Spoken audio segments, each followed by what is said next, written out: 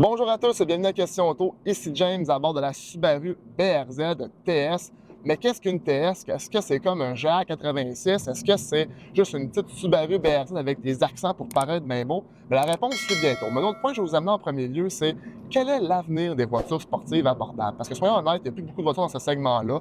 On peut penser à la MX-5, qui est une voiture de Mazda, très plaisante à conduire, petit véhicule, abordable, deux places, à peu près comme celui-ci, parce qu'en arrière, ça ne fit pas, je vous le confirme.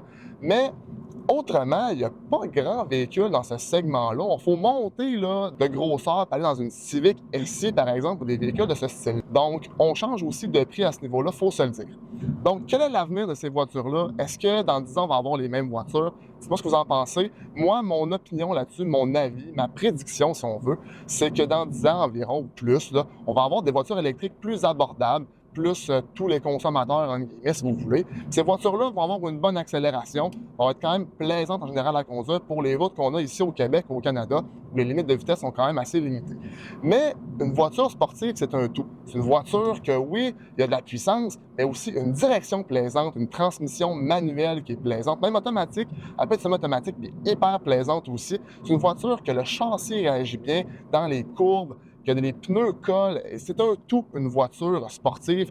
Et malheureusement, c'est en voie de disparition, j'ai l'impression. On n'en verra plus bien des voitures de ce type-là, comme on les aime tant.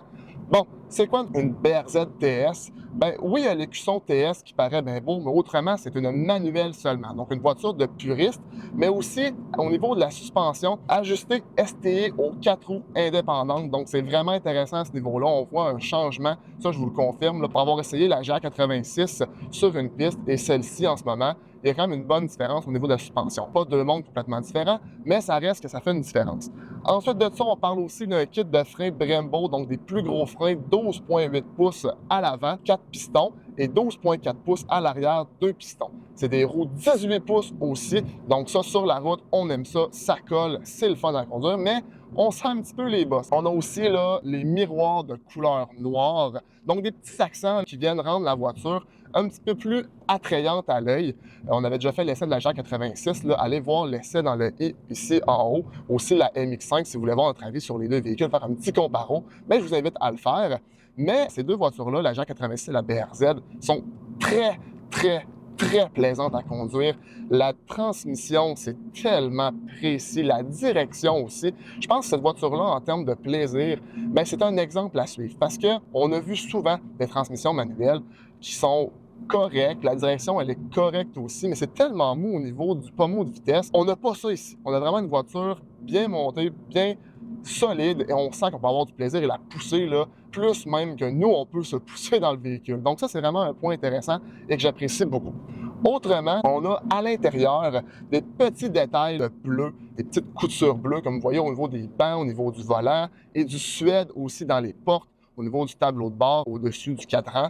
Et même pour le cadran, on peut ajuster là, pour avoir un look encore plus sport à cette voiture-ci.